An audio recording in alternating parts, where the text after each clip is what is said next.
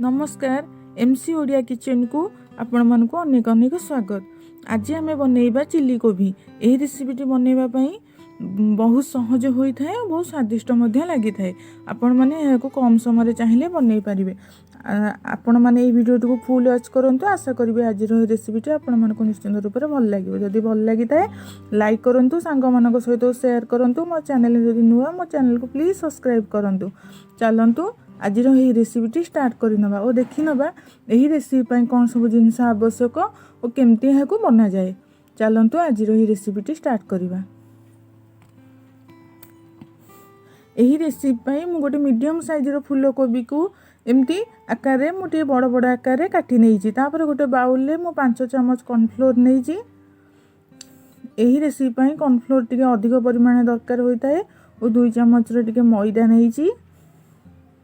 मैदा नहीं सारा मुझे काश्मीर चिली को गोटे चम्मच दे दूची कलर हाँपाई। हलदी गुंडा हाफ चम्मच दूची और स्वाद अनुसार किसी लुण देदबा और अदा रसुण पेस्ट को एथरे देके भल भाव में मिसई नवा। देखंतु तापर पानी देकी धीरे धीरे को गोटे भल बैटरटे प्रस्तुत करें। बैटरटी बहुत पतला करें कि बहुत मोटा करें, जमी कोबीटी से पड़े भल भाव मिसई होगा गोले ही जाऊँ से गोटे बैटरटा आप प्रस्तुत करें। देखो मोर बैटरटी प्रस्तुत हो सारी मुझे कोबी दे दूची और कोबी को भल भाव में गोले नौ।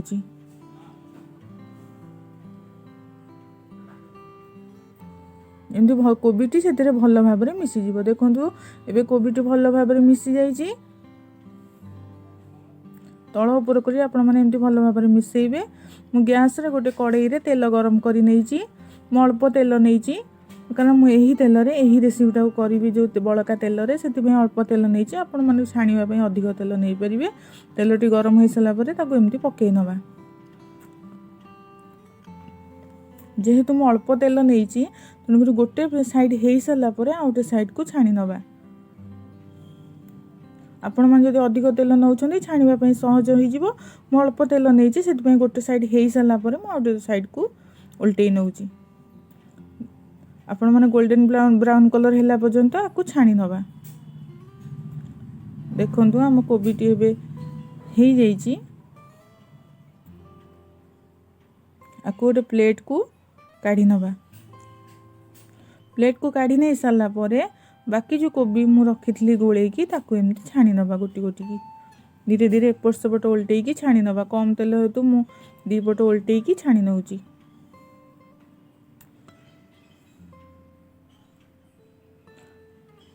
यही कोबी पाई यही रेसिपी कोबी को टिके बड़ बड़ पीसेस रे काटी नेबे। देखो ये गोटे प्लेट को मुझे काढ़ी नौ। काढ़ी नहीं सारापर जो बाकी तेल बलता से तेल टे काढ़ी देकी अल्प आ बाकी जो तेल रहा मुझे रसुण कंचा लंका को टिकी टिकी आकार काटी एमती पकईकी भाजी नौ। तापर मु गोटे 2टी मीडियम साइजर पियाज को एमती काटी बड़ बड़ पीसेस रे पकईकी टिके भाजी नवा।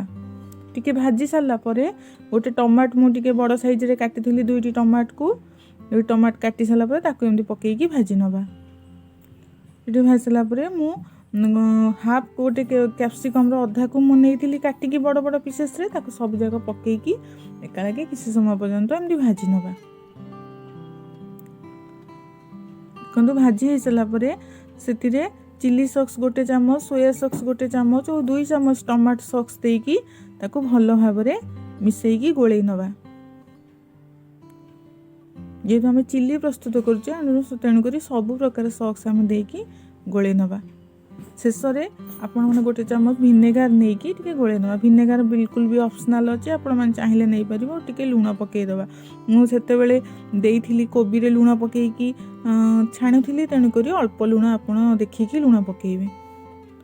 भिनेगार टिके खट्टापण आपण मैंने नहीं पारे। आपण मानू जी खट्टा आवश्यक आपण मैंने सेमती नहीं पारे। देखंतु एबे तापरे कोबी पकईकी भल भाव में मिसईदबा। आपण मानक जदि टिके एही रेसिपीटी टिके पानी दरकार पानिया हवा दरकार आपण माने पानी दे पारे ना पानी दबा भी दरकार नहीं। जेहेतु कोबी को मु छाणी के नहीं थी कोबीटी ऑलरेडी सीझी जाइए। एथरे पानी देकी आपको सिझेवा किसी आवश्यक नहीं। मु अल्प टिके पानी देदेली। पानी टिके फुटी गला परे तापर भल भाव मिसी गला पर शेष में धनिया पत्र को देकी देखंतु टिके पानी फुटी आसला परे मु शेष में धनिया पत्र देकी गैस को ऑफ कर नउची। चलते ए गरमा गरम गोटे प्लेट को सर्व कर नवा गोटे प्लेट रे सर्व करने देखंतु बढ़िया देखा आपण माने घरे निश्चिंत एमथरे ट्राए करंतु केमती लागिला कमेंट बॉक्स रे कमेंट करके निश्चिंत रूप से जणेबे। रहिली नमस्कार पुणी आसबि नुआ एक रेसिपी नहीं कि जय जगन्नाथ।